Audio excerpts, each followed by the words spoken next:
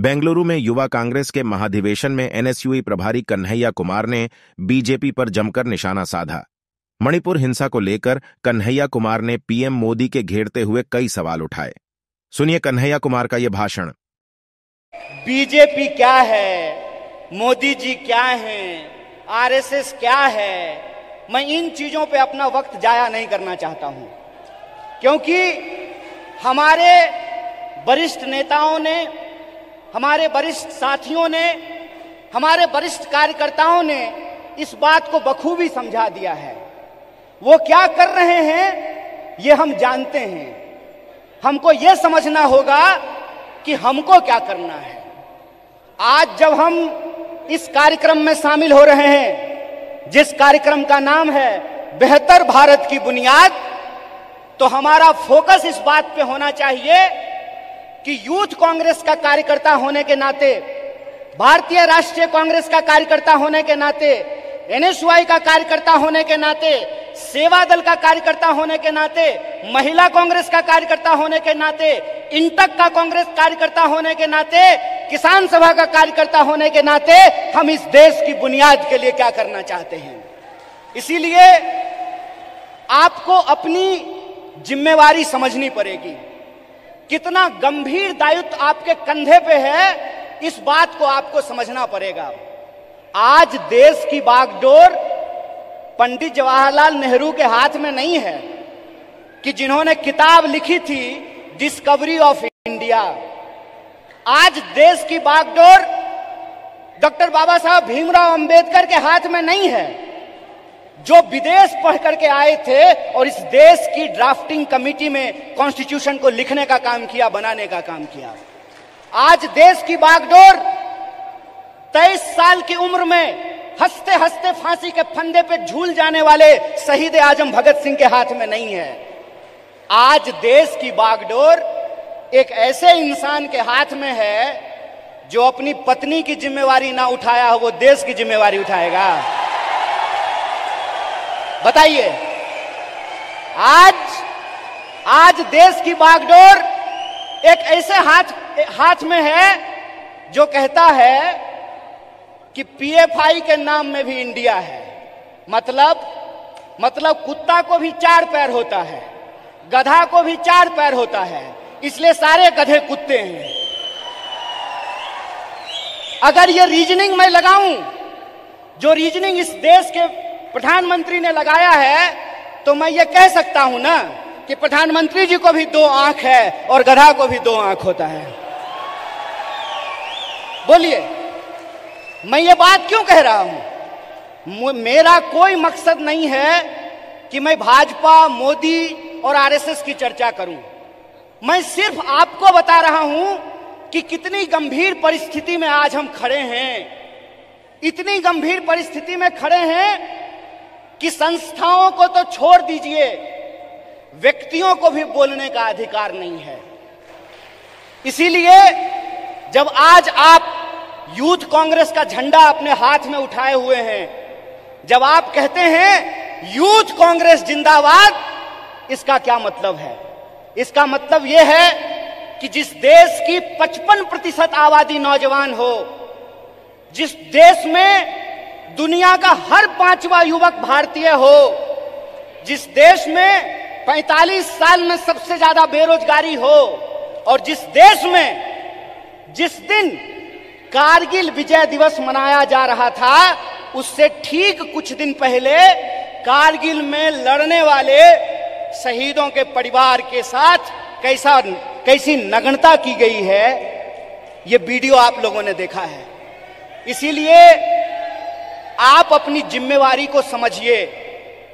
आप इस गंभीर समय में जो आपकी भूमिका है उसको आपको समझने पड़ेगी। और मेरा मानना बिल्कुल साफ है, जैसे बिना विचार की कोई राजनीति नहीं होती है, उसी तरह से बिना नौजवान के, बिना विद्यार्थी के कोई पार्टी सत्ता में नहीं आ सकती है। इस बात को याद रखिएगा।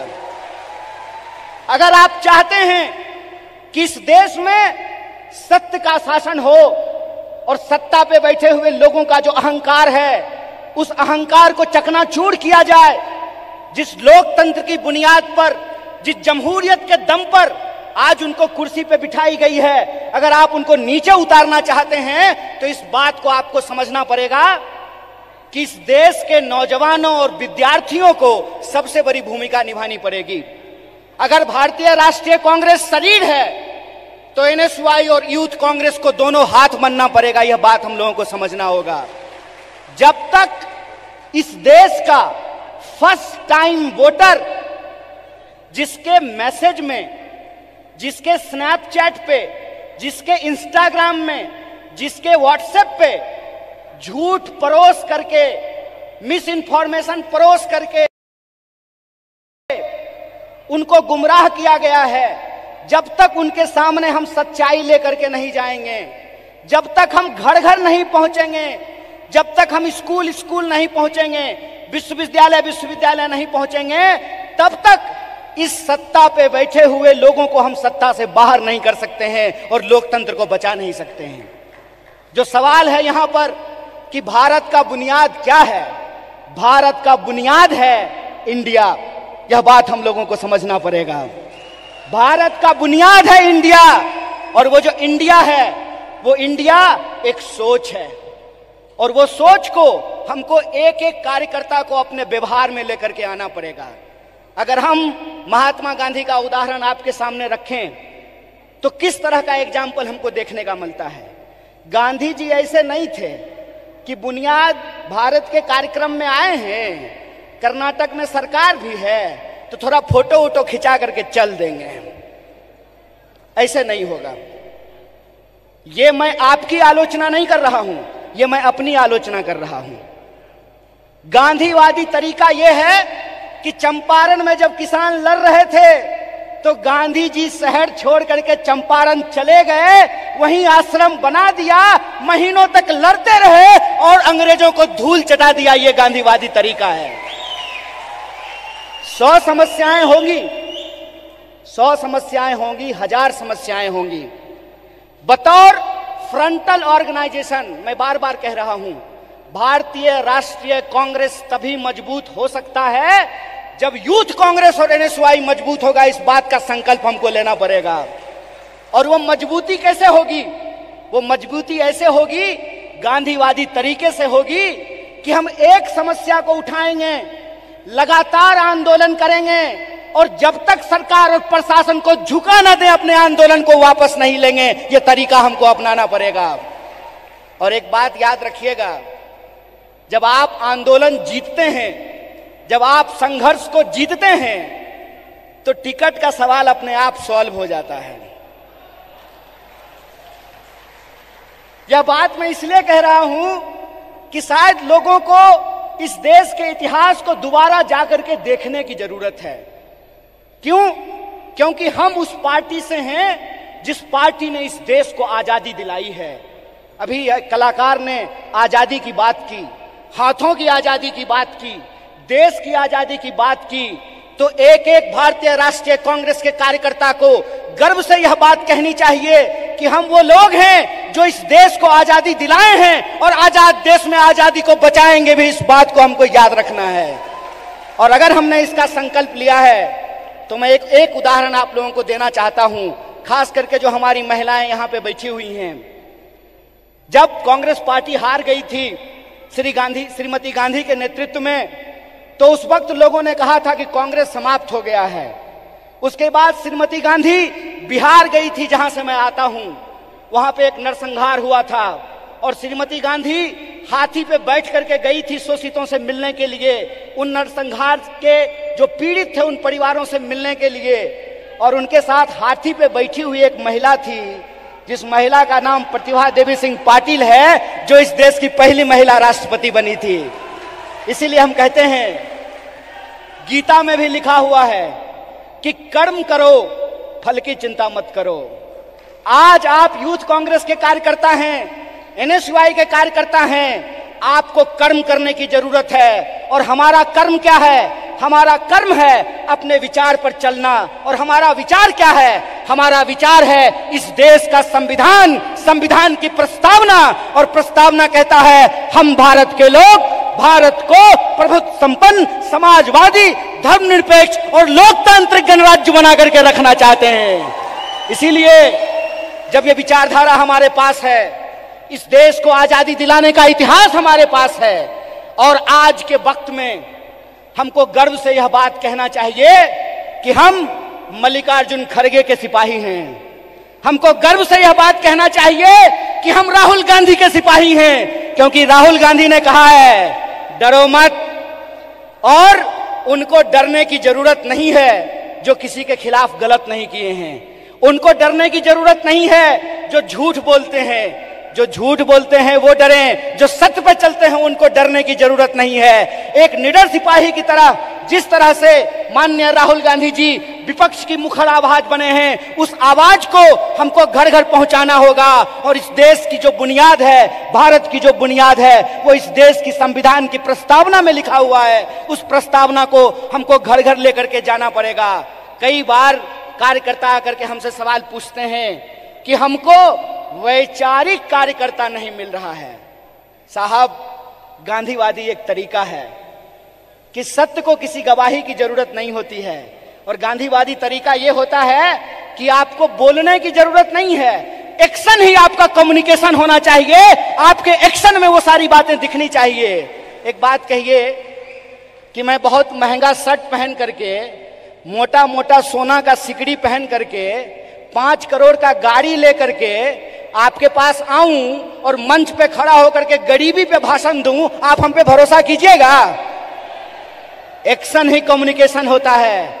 हमको अपने एक्शन को अपना कम्युनिकेशन बनाना पड़ेगा, और हमारा कम्युनिकेशन बिल्कुल साफ है। हमारा कम्युनिकेशन बिल्कुल साफ है कि यह देश सबका था, सबका है और सबका रहेगा। यह हमारा संकल्प है। हमारा संकल्प है कि इस देश में पैदा होने वाला कोई भी व्यक्ति, चाहे उसकी जाति कुछ भी हो, इस देश में पैदा होने वाला कोई भी इंसान, चाहे उसका लिंग कुछ भी हो, इस देश में पैदा होने वाला कोई भी मनुष्य, चाहे उसका धर्म कुछ भी हो, वो इस देश का नागरिक है। और नागरिक होने का मतलब होता है कि राजा का बेटा राजा नहीं बनेगा।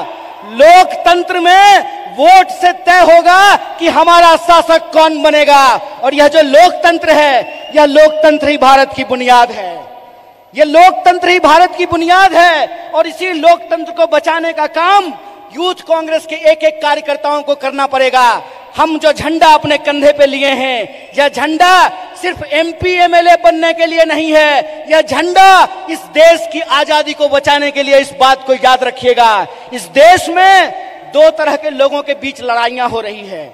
इस मुल्क में 2 तरह के लोग हैं। एक वो लोग हैं जो नफरत फैलाते हैं, एक वो लोग हैं जो इंसान को आपस में बांटते हैं, एक वो लोग हैं जो ऊंच नीच करते हैं, एक वो लोग हैं जो इंसान को लड़ा करके इस देश की शक्ति को कमजोर करते हैं। एक हम वो लोग हैं जो नफरत के खिलाफ हमको मोहब्बत की आवाज को बुलंद करना पड़ेगा। और आखिरी बात अपनी बोल करके खत्म करूंगा। जब साहब गा रहे थे तो इनकलाब की बात कर रहे थे, लेकिन हमारे कुछ कार्यकर्ता उसको मोहब्बत की तरह ले रहे थे। तो आखिरी बात बोल करके खत्म करूंगा कि जो नौजवान इश्क नहीं करता वो इनकलाब भी नहीं कर सकता है। जो इंसान मोहब्बत नहीं कर सकता वो परिवर्तन भी नहीं कर सकता है। हम इश्क करेंगे, नफरत को हराएंगे, संविधान की आवाज को बुलंद करके इनकलाब लेकर के आएंगे। और हम उस रास्ते पे चलेंगे जिस रास्ते पे महात्मा गांधी ने चला और एकता का संदेश दिया। हम उस रास्ते पे चलेंगे जिस पर पंडित जवाहरलाल नेहरू ने चला और साहस का परिचय दिया। हम उस रास्ते पर चलेंगे जिस पर डॉक्टर बाबा साहब भीमराव अंबेडकर चले और समानता का बात किया। हम भगत सिंह के वासी हैं, हम भगत सिंह के वासिंदे हैं, हम भगत सिंह के वारिस हैं। हमको भगत सिंह के सपनों का देश बनाना है, गांधी के रास्ते पे चलना है और अंबेडकर के विचारों को आगे लेकर के जाना है। इसी आशा और विश्वास के साथ कि भारत की बुनियाद इंडिया में है और इंडिया की जो शक्ति है उसको हमको जोड़ना है। एक आखिरी नारा बोल करके अपनी बात को खत्म करूंगा। मैं विद्यार्थियों के कार्यक्रम में कहता हूं, जुड़ेगा विद्यार्थी, जुड़ेगा विद्यार्थी, जुड़ेगा विद्यार्थी, उसी तरह से जुड़ेगा नौजवान, जुड़ेगा नौजवान, जुड़ेगा नौजवान। जीतेगा इंडिया। इसी आशा और विश्वास के साथ एक बार फिर से यूथ कांग्रेस की पूरी टीम को एनएसयूआई की तरफ से बधाई देते हुए अपनी बात को खत्म करूंगा। शुक्रिया। इनकलाब जिंदाबाद। जय हिंद, जय भारत, जय कांग्रेस।